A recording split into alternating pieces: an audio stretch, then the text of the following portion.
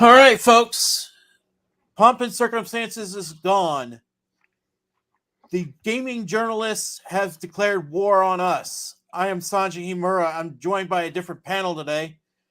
So, with us, we are joined by Enderman, Warhound Actual, Loon, and Chaos. Welcome all to the stream. Thank you. Thanks for having here. us. So, let's hit the high points today with I wish the spontaneous stream would have started a long time ago, because we would have a lot more time to think about what we wanted to say about this Kotaku Article. Well, actually, let's rephrase this Shitaku article.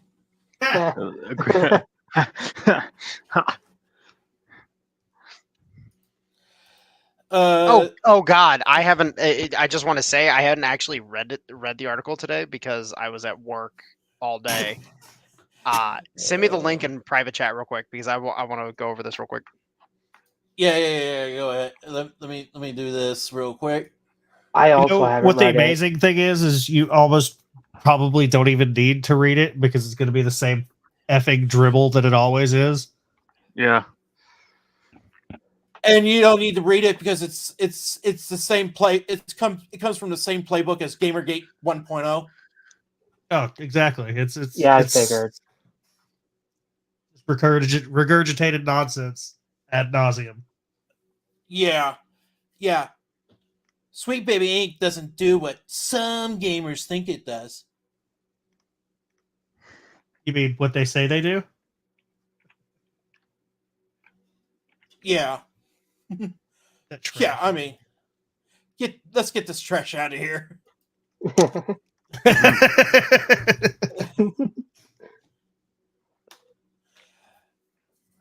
And then we have the gamer from yesterday. Oh, going boy, on 2 days. Well, going on from 2 days ago. Saying going after Alan Wake 2 for being woke really gives the game away. That's funny because you could not give that game away. Yeah, this is. I wouldn't take it even if it was given away. So I would like to comment that I have a friend who is a huge Silent Hill, Alan Wake, Strange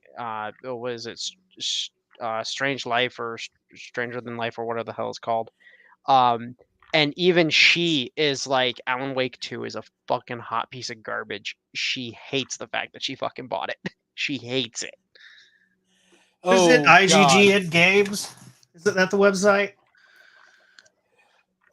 Well, IGN. Hey, Grim Gary, welcome. Look, all I'm saying is there are sites that you can, and generally speaking, this is why I endorse piracy, right? Because they spend so much time on co-opting different IPs just to effing destroy, but on top of that, they spend so much money on amping it up and hyping it up for everybody, and then of course it's always hot garbage. So this right here is why I'm like, dude, just pirate it first, play it, and if it's worth a damn, then give them their money. Mm-hmm. So I would actually like to comment on that real quick. Just a real quick thing. That is the proper way to handle this kind of stuff because it sets a precedent of we will torrent your ass before we fucking give you money. Yep. So we will know if your game is garbage. Period. Mm-hmm. I mean, it's gotten to the point to where, and I could be wrong about this, but it seems to me that most people, they don't even buy game on launch anymore. They wait. All right, is this trash? They have their people they go to for reviews and stuff to let them know if this is trash or not. which generally speaking, the entirety of this group, of course, is to just let people know that, look, you don't even have to, that's actually, no, that is the whole point of this group, is to let people know, look, these people are involved. It's probably trash. But Yep. again, that's why I say just pirate it first. See what's what. And if it's worth a damn. I mean, I did that with Cyberpunk. I did it with Final Fantasy VII Remake. Pirated both of them. Loved it. Bought it. Used my money to buy it. Because I'm like, you know what? You get my money. Congratulations. Mhm. I personally think that your money should be the ultimate prize here. That is the ultimate prize. What the fuck else are they making these games for? Mhm. Well, to comment on that, one of the main things that media across the board is to do one of two things. It's to entertain and it's to inform. And if you're able to do both, then you have a winning combination. That's why comedians tend to be the people that attract the numbers in so many ways. That's why the left attempted to hijack comedy as much as they did. But the problem is that if you're not able to entertain, whatever you're informing about falls flat on its face. Oh, And so Doctor Who is a perfect example of that. Like, it was amazing. And then they just totally threw out the entertainment aspect and decided to, beat people over the face with their values and crap. And now its ratings are in the shitter. Well, and here's the thing, like, read that subtitle. If you believe DEI is ruining games, you probably shouldn't use objectively great games as your example. And it's like, no. You said that wrong. Objectively great IPs. The Alan Wake IP was fucking amazing prior to Alan Wake 2. And it's the whole sequel syndrome. The first one is always great, the second one's middling, and the third one just sucks. Unfortunately, with video games, it's always the second one that is an absolute fucking dumpster fire, because generally speaking, they don't get a third. Generally speaking, they get that second one and then it falls apart. Right. Yeah.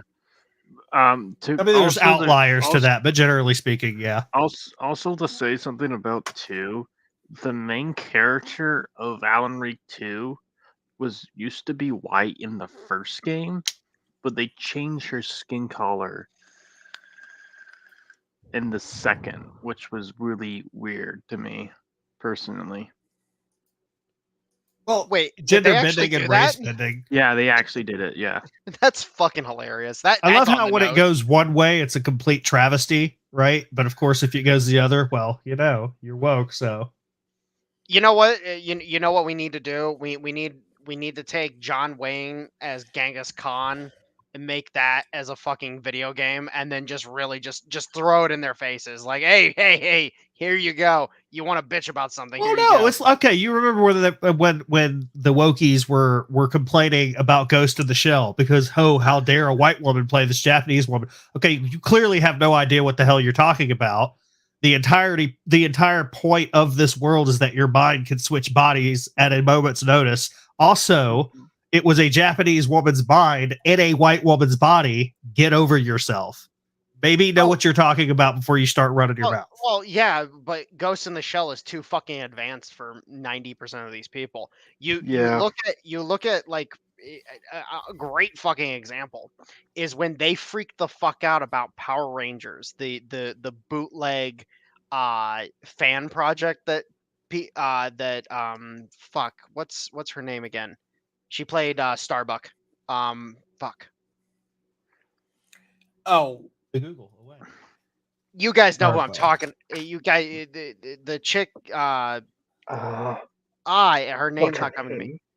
But point is, she plays the Pink Ranger in that, and the raunchiness, the straight up just grittiness of that setting, and then the big reveal at the end, like, oh, by the way, it's what? Cara Thrace? Oh, that was Starbuck's name, the character's name, the actress who played her. But it was an amazing fucking concept, and the left fucking lost their shit about it because it completely, you know, takes away the hero is Tommy and all this shit, and it's just like, what the fuck are you guys on about? And then you realize, like, oh wait, they're against fucking Tommy in general as a character because, you know, he's the redeemable character. He's the guy who is flawed as shit but redeems himself, et cetera, et cetera. And it's the same thing with 90% of this shit when it comes to video games, is that they have to fucking ruin the characters as much as fucking possible. And any attempt to actually show a better version of how you could do things, because let's face it, the Power Rangers movie sucked. Yep. The showing a better way of doing it, it fucking hits a chord with them that they fucking hate, and it is Yeah. what it is. I know I'm speaking the obvious here, but it feels like most of the media we consume these days is just pure garbage and a reason for people to put woke nonsense into it.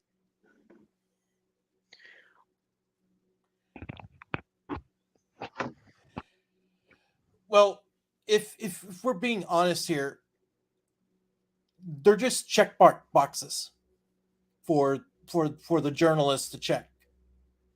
hmm And if- Journalist, use that word very, very loosely. yes. Yeah. Very Yes. liberally, you might say. Journalists are not even journalism. What the heck? Yes. I mean, take a look at Paul Tassi, for example. Oh god, dude, Yeah. reading that article was a fucking travesty. Yeah, that was a Yeah. travesty. Yeah.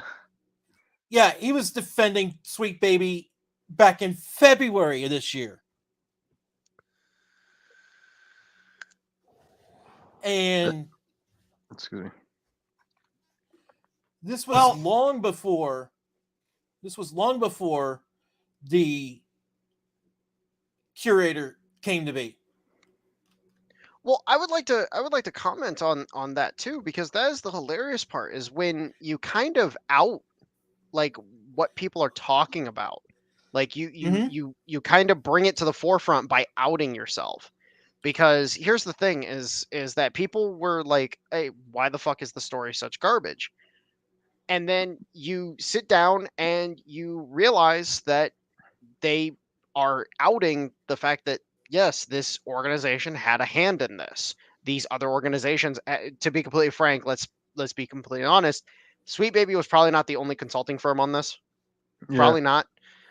And at the end of the day, most of these people, they have one thing across the board that they will always do, and it's confession through projection. They will project outwards, period, end of story, no matter what, their sentiments. And across the board, a journalist will go out of their way, especially if they're what we refer to as a propagandist. They will go out of their way to project outwards the truth of the matter while pretending that in reality it's just a theory, it's just conspiracy, yada yada yada. Well, here's the problem with the whole term conspiracy theory, is that in order for the conspiracy theory to exist, there has to be an inkling of truth to it. It's just nobody has figured out the lines that attach themselves to one another. Well, in this case, you have a collection of consulting firms that come in and edit the stories to remove problematic things from them. And in reality, like I'm a amateur writer. Like I have a novel that I'm working on.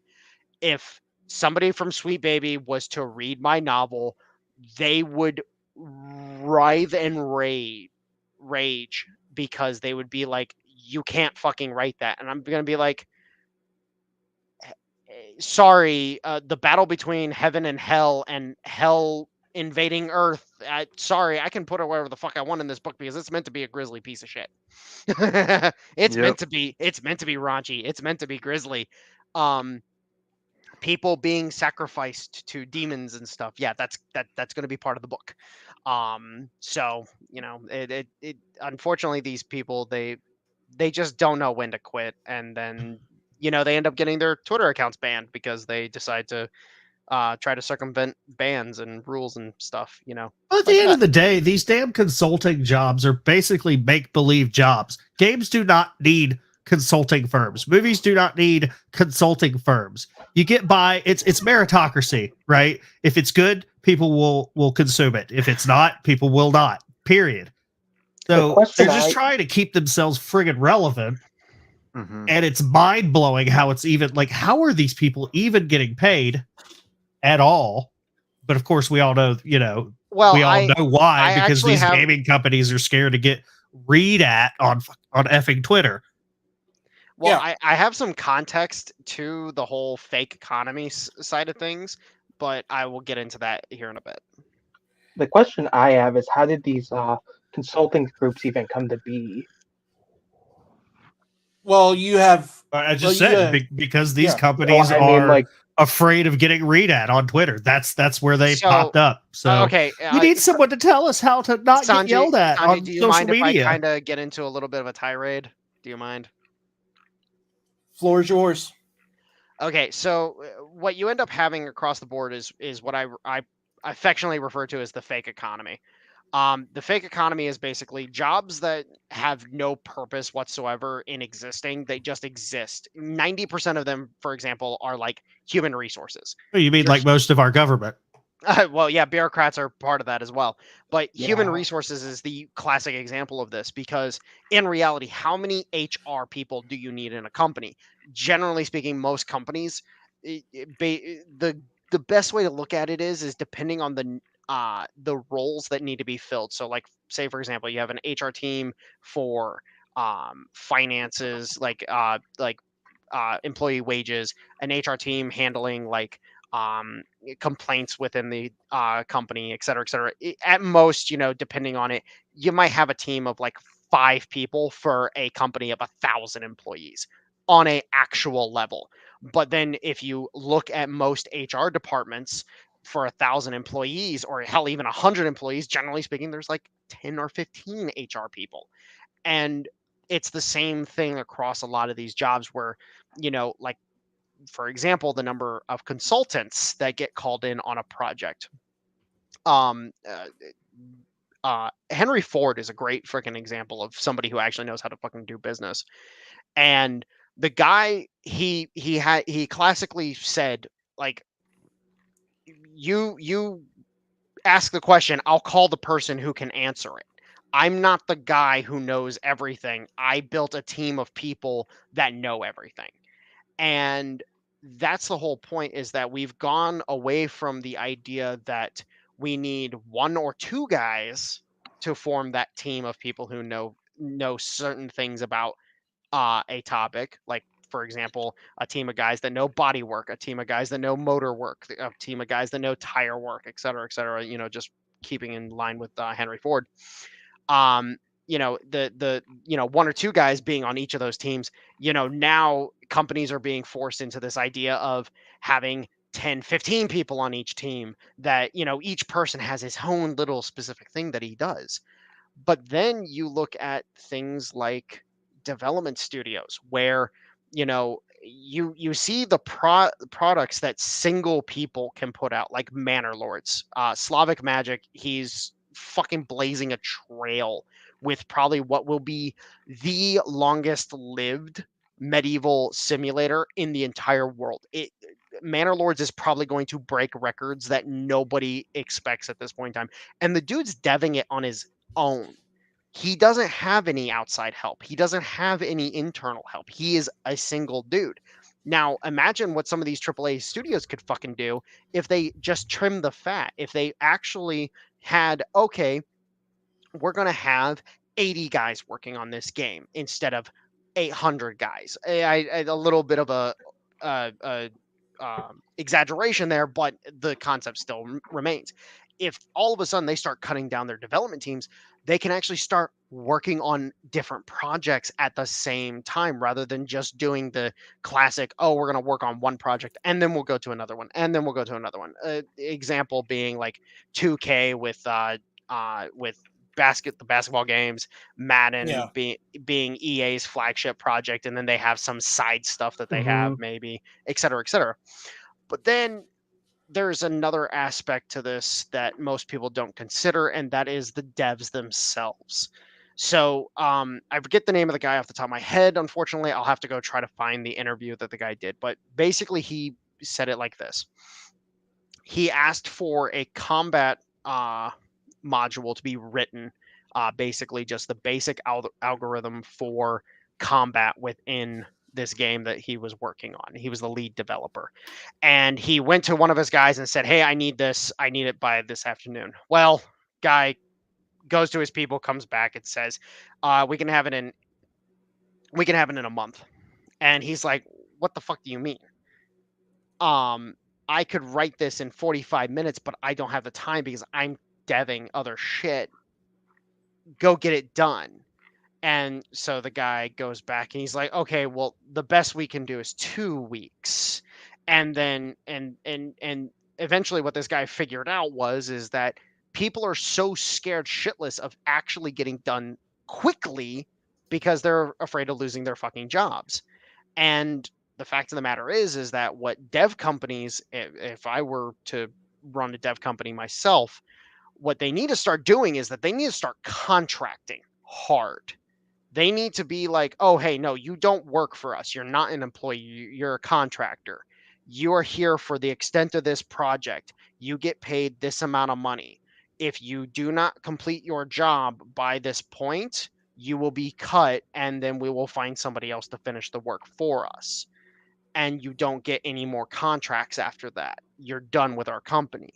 And that's the whole thing, is that we need to be, or companies need to get really fucking cutthroat with it really soon, or else you're going to have companies like EA going under. And when that starts, oh boy, some people are going to be like, where did my stock portfolio go? Yeah. Yeah, and while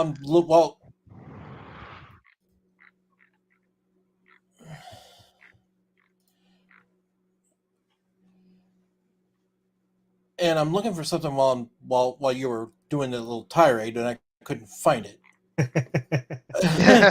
Yeah, don't you hate that? Like I'm sitting here, I'm like, what the hell is that name? What is this person? When was this? You know, and that's the terrible part about these impromptu things, is that it's like, ah, crap, I don't have any prep. Your Well, story made me think of something recently.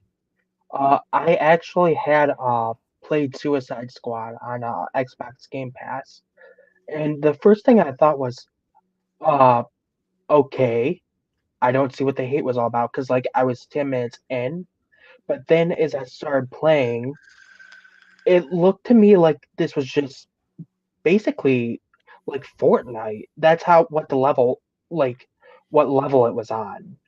It wasn't even. It didn't even feel like it was complete. Mm-hmm. See, and that's actually a terrible part about some of these games that I've definitely seen, and a couple I've played recently, like Starfield, for example. Great friggin' example. I only played it on Game Pass. I literally started using Game Pass just to play Starfield because I knew it was going to be a shit show on a personal level. I just knew. And then the only good thing I can say about Starfield is the space combat. Like, it's the only good thing, and it's because it feels a lot like what's the game I compared it to? Strike Suit Zero. Strike Suit Zero is a lot like the space combat in Starfield, and so I enjoyed that. But other than that, Starfield was a fucking shit show. What I find to be hilarious about the whole Starfield thing, when everybody started complaining about how bad it was, which, you know, a little preface before this, I actually avoided pretty much all media on it. So when I got the game, it was exactly what I thought it was going to be, honestly. But what I think is funny there is, like, look, nobody buys Bethesda games for the Bethesda game. They buy these games to mod the crap out of them and play whatever the hell it is they want. Like, that's pretty much every Bethesda game. Who the hell actually buys these games to play them vanilla? You know? Yeah. Right. Right. So I do want to comment on that, because the thing is that the issue with Bethesda as a whole is the fact that you have to mod their products. Like Fallout 4, for example. I fully expect to, honestly, and it's almost always better because of that. And Well- let's be fair, they're never going to make what you would make with mods. You know what I mean? And so, like Agreed. Fallout 4 by itself, trash, absolutely trash. With mods, it's actually one of the funnest games I've ever played. Well, and I think that the problem is, and a lot of people have kind of looked at, like, a lot of RPGs, unfortunately, have kind of gone that way, where they make a very basic framework that's middling at best, and then you mod it, and then it's better. I Generally wish. speaking, mods are really. I mean, I agree with what you're saying. What I believe a game should be good on its own, and then mods are there to prolong its life. You know what I mean? Like Baldur's Gate 3, great game on its own, but with mods, even better. Star Sector, an example of a game that the mods are there to purely enhance it, and if the mod is done right, it feels like a vanilla experience anyways.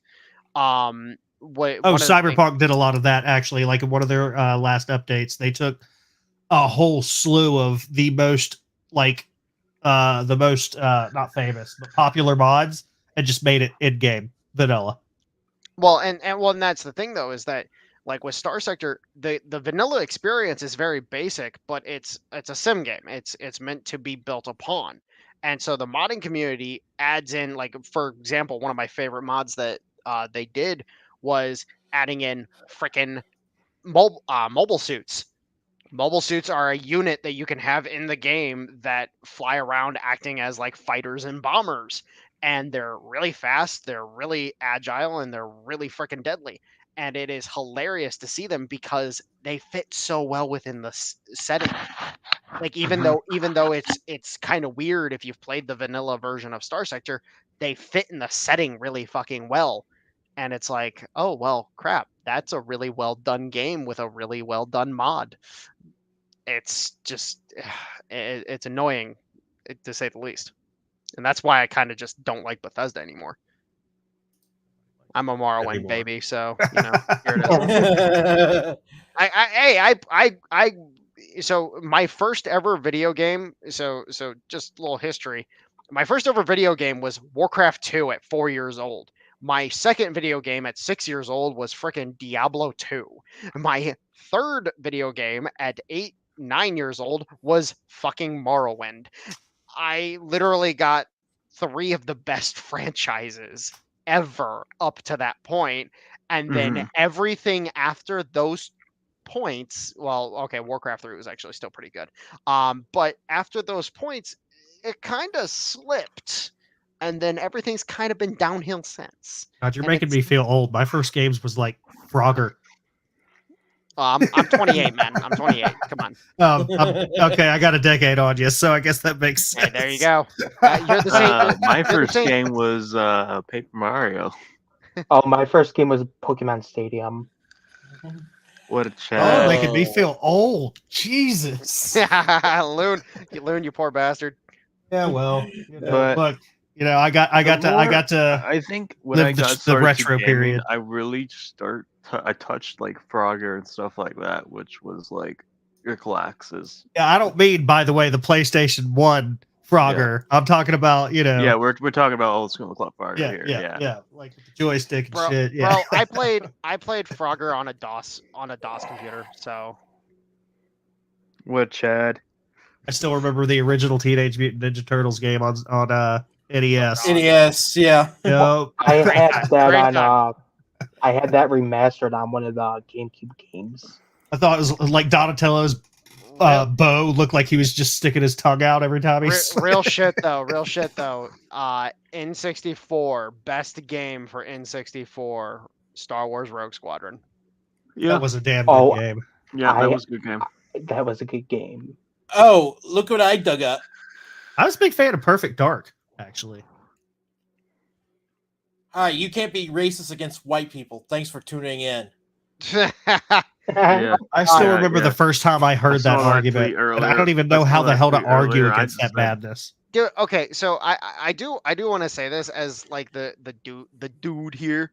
I would love to take one for the fucking team and be like, babe, I'm taking you out on a date, and then I'm gonna fuck the living shit out of you because clearly you need some fucking dick in your life. Like What, what? herpes? You want herpes? Actually, no. I what just and I know this is totally as an aside to what we're actually talking about, but I do find it hilarious that the women that like complain the loudest about men being rape monsters are in no danger of ever being raped. Yeah. Oh, Yeah. Yeah, true. well, okay, so actually that's the funny part. So I will actually kind of give them that a little bit because here's the fucked up part is that it's all the really just low level dudes. Like if you are a dude and you're like a 3 or a 4, the chances of you actually engaging in some freaking nefarious ass shit are actually quite fucking high. If you're like Well, a there goes my 5, monetization. Well, no, it's like all the feminist men that think all men are rapists, and I'm like, okay, if you think all men are rapists, you do know that you are also a man. Maybe it's because you're a rapist that you think all men are rapists. It's Yeah, well, it's that projection shit you were talking yeah, no, about. no, You know and what I you're mean? 100% you're Yeah, 100% correct. you know what I think is also funny, like, is that all these people on Twitter. This is gonna be off topic a bit, but like, um, I'm gonna cross the line. I'm gonna say, people on Twitter. Some of these people who like says, "Oh, lollies are part of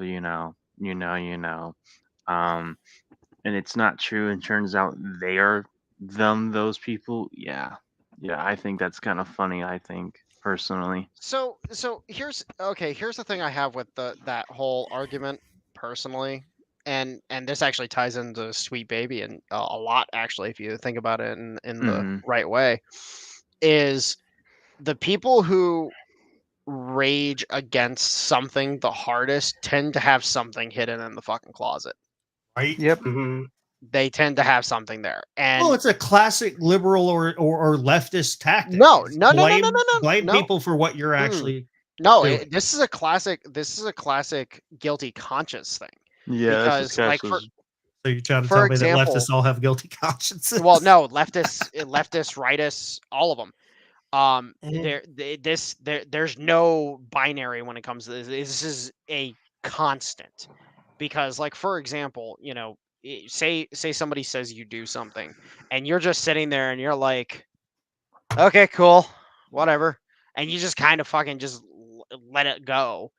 All of a sudden it saps the power away from the argument, because then they're like, oh wait, you're not giving me the attention that I want. It's the same Death thing protests too much. left and right across the board. If you give them the fucking attention, then they gain the fucking ether energy that they need in order to fucking continue being asshats. And so, like, when people start screaming about fucking lollies, for example, I'm like, okay, cool, you can have that opinion. I don't really care about it. It's not like I'm sitting here and I'm like, I just like cute shit. Like, I just love cute shit in general. Like, I see a fucking woman walking her baby down the fucking street, and I'm sitting there and I'm like, oh my fucking god, that's adorable. Like, like I'm Well, I mean, sitting here. it's summed up in that Mhm. the Hamlet phrase or quote. You know, the lady doth protest too much, methinks. You know what I mean? Mhm. Yes, you are correct. But that's the point though, is that, if at the end of the day, you're not sitting there, like, the people who, like, rage against the lollies the most tend to have something in the back of their mind that makes them want to viscerally react this way. But then the people who want to viscerally defend lollies, I also think, have something in the back of their mind that wants them that makes them want to react this way. My And whole that's thing why on I that is maintain you know, hey, whatever, I don't give a fuck. Like, I really don't exactly. give a fuck, dude, but Is I it just always ideal? think it's funny that this happens. Oh, is it ideal? No, but at the same time, No. like, no kids were harmed in the making of this. You know what I'm saying? That's like, Yes. there are other things we could be complaining about. Why is this what we're complaining about? Well, Yeah. well, and that's the whole thing is that you look and again, all of this ties very hard into the situation with Sweet Baby because it's the constant confession through projection, it's the constant whataboutism, it's the constant this, that, so on and so forth. And then Mhm. of course then you have the just people that want to get down into the mud with these people. And then I'm sitting above just being like, Hans, get the Flammenwerfer. It's like I'm not getting down in the mud with you. I'm just gonna have fun up here above the mud pit, and if you try to climb up at me, it's like, well, I'm gonna kick you. like, Mhm. whatever. Popcorn eating emoji.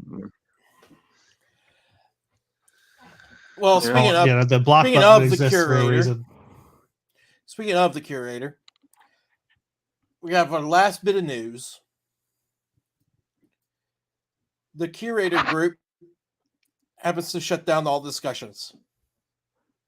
Oh yeah, because Steam got involved. Hmm. To be fair, there was a lot of, we'll say, nefarious folk jumping Yeah. in there constantly trying to sabotage, basically, bad actors. Yeah. We got And I kind of understand it, is what I'm saying. You know what I mean? Like, I get it. also Sweet Baby Defenders as well. Yep. Yeah, it was hectic. So here's the thing, and this is what makes this kind of situation so very, very chaotic across the board is that you have this large group of people that sprung up over the course of a week. Yeah. Like before then it was maybe 50, 60 people that were talking and were kind of getting things set up. And then next thing you knew, boom, it's just out of control. There's so many people. There's no way to compensate for the number of people coming in and talking about stuff and actually discussing. And then all of a sudden it's like, oh God, what's going on?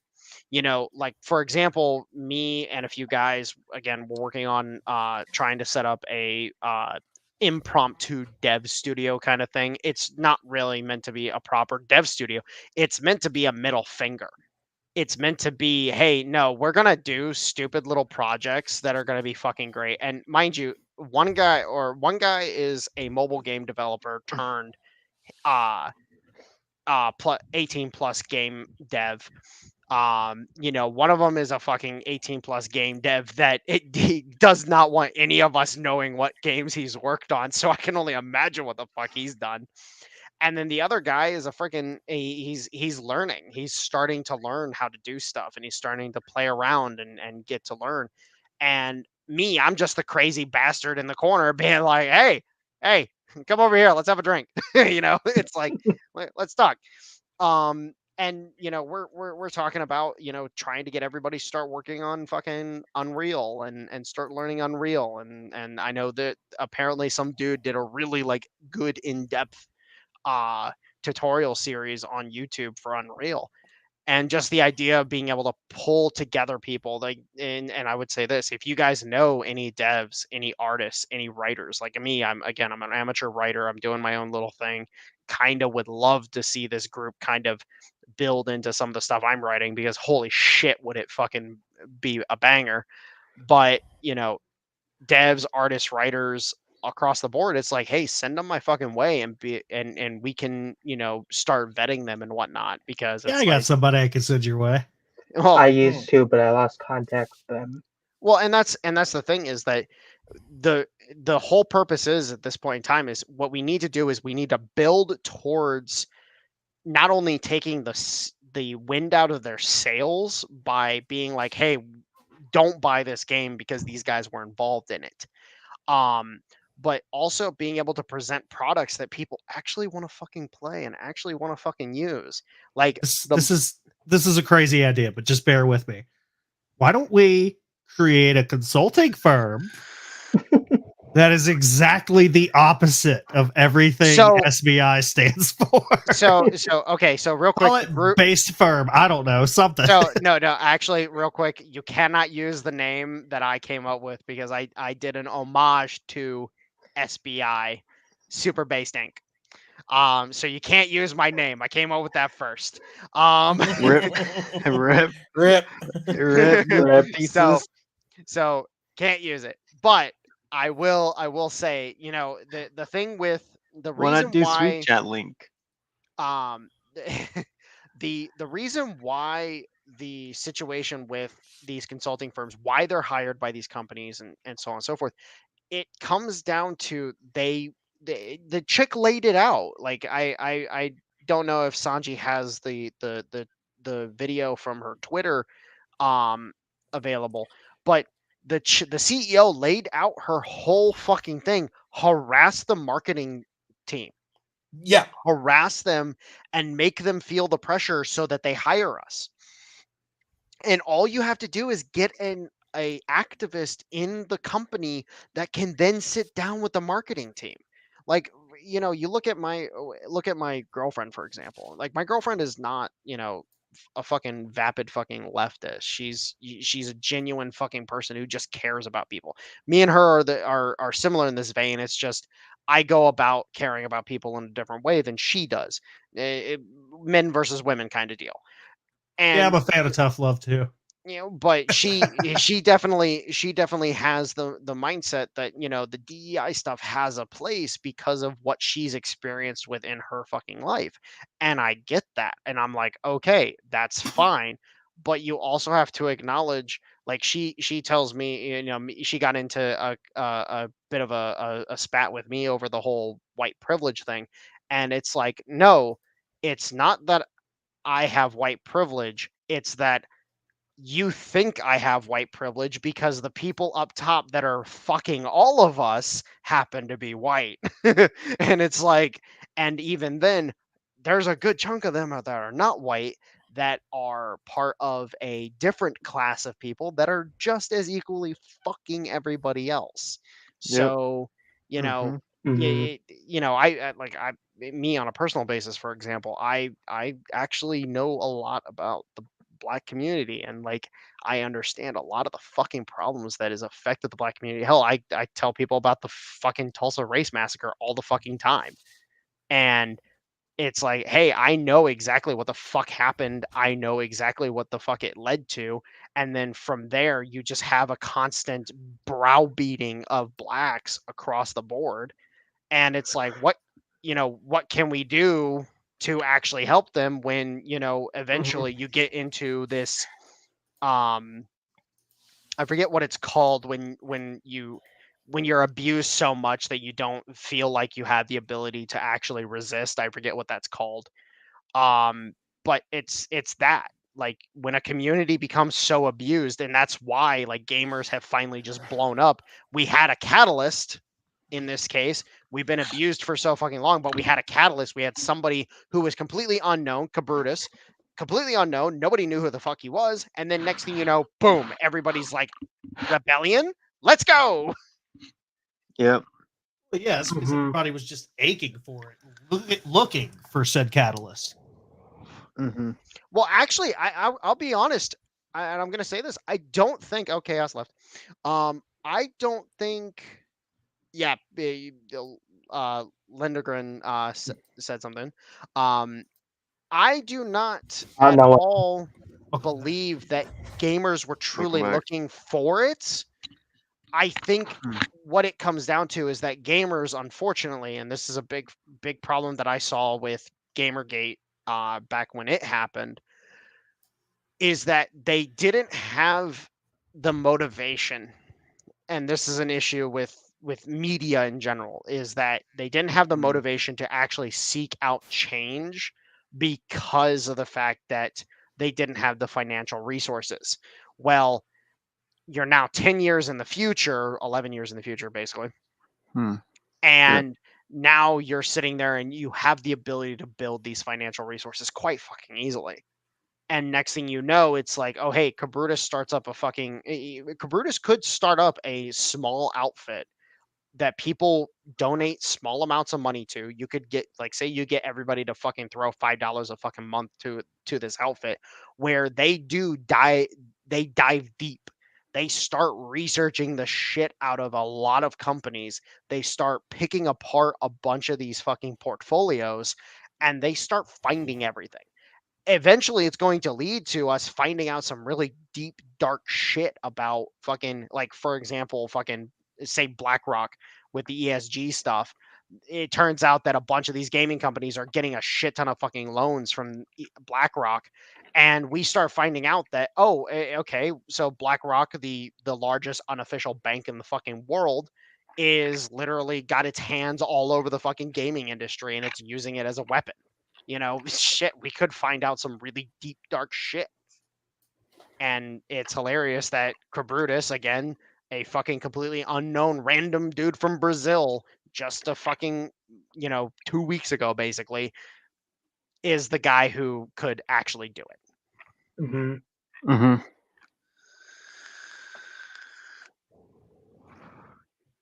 Well, honestly, it's kind of like throwing shit at the wall and seeing what sticks. You know what I mean? I'm sure plenty of people have attempted and just, it didn't work because they didn't go about it the right way. And Crabrutus was the guy that just happened to be in the right place at the right time and did it the right way, and bam.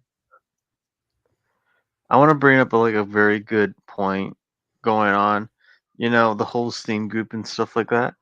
Valve is also one of the clients as well. We don't know the full extent of how, them and they are connected, and how much control do they have in the company, Well, it can't be that much. Alex Jones Games is on Steam, so. That is true. Well, here's the thing with Valve. I do not believe Valve is at all into developing games anymore.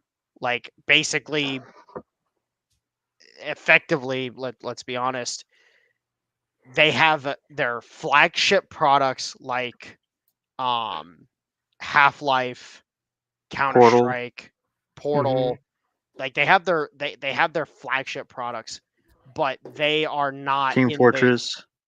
Well, even Team Fortress doesn't. It's the same game that it's been for fucking ages. Mm-hmm. You don't need a large team in order to fucking do that. They really don't have. Well, I didn't realize that Valve was privately owned. I thought they were. Yeah, they're privately owned by Gabe. Gabe owns them privately. Oh, Gabe has full ownership. Oh, that is brilliant. Okay. Yeah.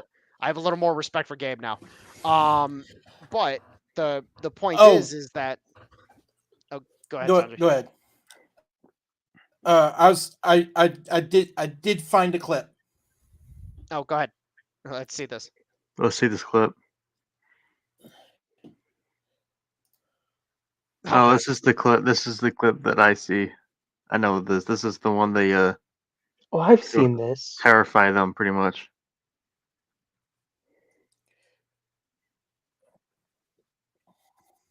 I'm guessing Is you have there your tab audio? muted. Yeah, I'm guessing you have the tab muted. Give me a second. Share screen. But yeah, the thing with Valve, honestly speaking, like they're focused on Steam Deck. That's their main focus. Like everything else is kind of ancillary at this point. I mean, I kind of get it. I love my Steam Deck. Like, Valve could be working on a new game. If you're a creative working in AAA, which I did for many, many years, put this stuff up to your higher ups. And if they don't see the value in what you're asking for when you ask for consultants, when you ask for research, go have a coffee with your marketing team and just terrify them with the possibility of what's going to happen if they don't give you what you want. If you're a creative working in AAA, which I did for many, many years. and this clip right here, honestly speaking, right there, that explains their behavior pretty much. Well, here's the fun part about that kind of shit. And this is like, because I have some business stuff that I'm working on in my personal life and whatnot. And, the kind of business that I'm getting into is, let's say, explosive.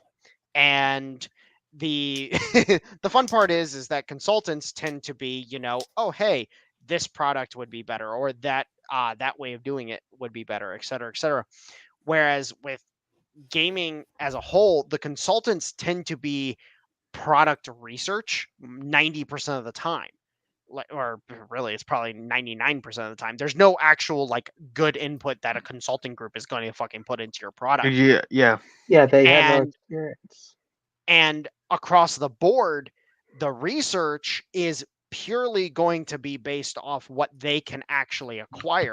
And what people don't understand, and this kind of goes into politics a little bit, the reason why polling firms cannot get a good grip on things when it comes to, say, Donald Trump or Biden or Nikki Haley or whoever happens to be fucking being polled for, they can't get a good beat on it because they don't have the ability to reach out and actually poll people properly. They're literally casting out a net and hoping they get something. And that's the whole thing with the market research, that a lot of these consulting firms, they operate under the guise of.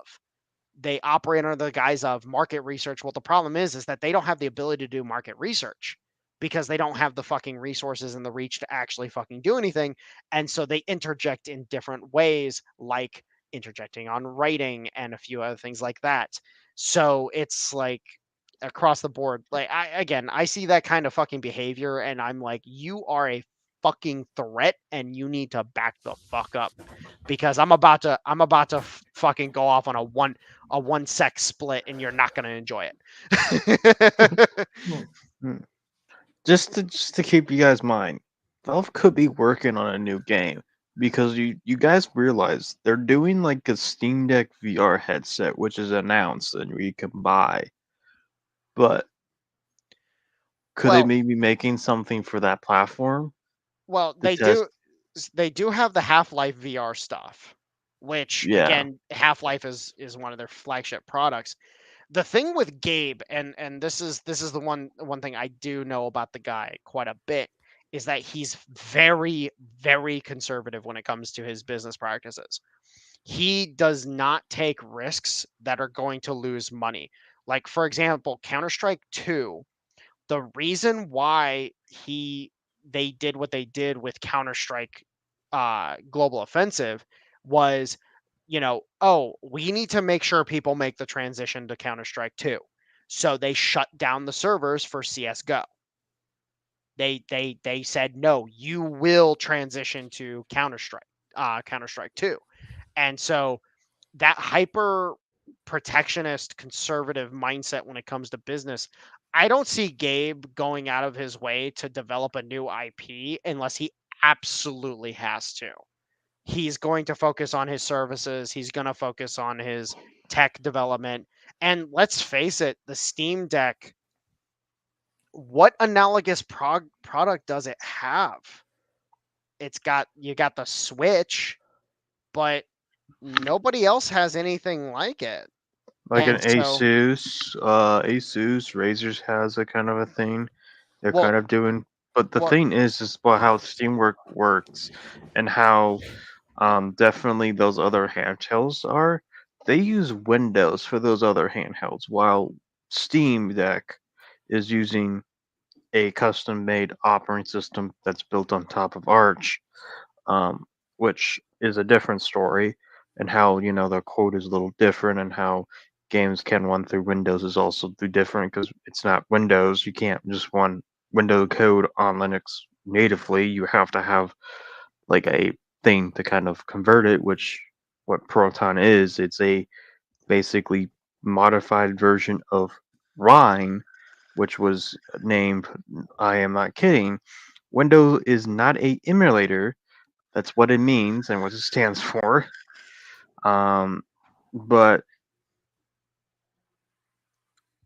with Valve, they're trying to, I think, really try to open the market more and, have these handhelds more cheaply than Windows, because Windows, you always pay the license right up when you buy these handhelds and stuff like that.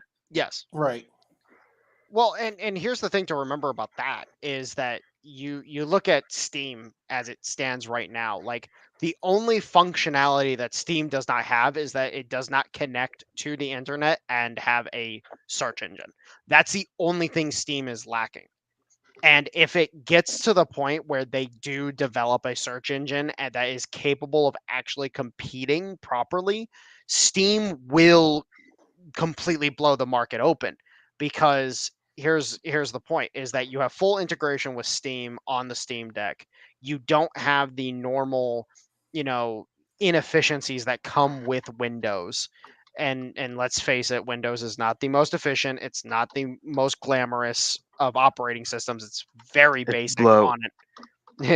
It's a very basic operating system on the normal side, and then as you just said, it's very bloated when you start adding on a bunch of the different things. Whereas Steam, it is quite efficient. It's quite streamlined. It runs quite well. And if they can really start branching out into the search engine side of things, I think they could definitely they could corner a market that most people aren't You're expecting. saying you want them to build like expand on their Chromium browser they have on the Steam app, which is built on Steam. Yeah, well, and just to expand and make it more of a proper, Search engine, pretty much noble well, people use uh, within the Steam Deck every what's the word I'm daily looking or something like that. Because I Yeah. know when it comes when Steam Deck ships, you get a feature to install Google Chrome on your Steam Deck, which it Okay. does. Which because I own a Steam Deck. I do not, ha- so I'm purely talking from the outside in. So but it's gonna be like in the section of non-Steam apps, which but you can add non-Steam apps to the Steam kind of thing, and it will still run.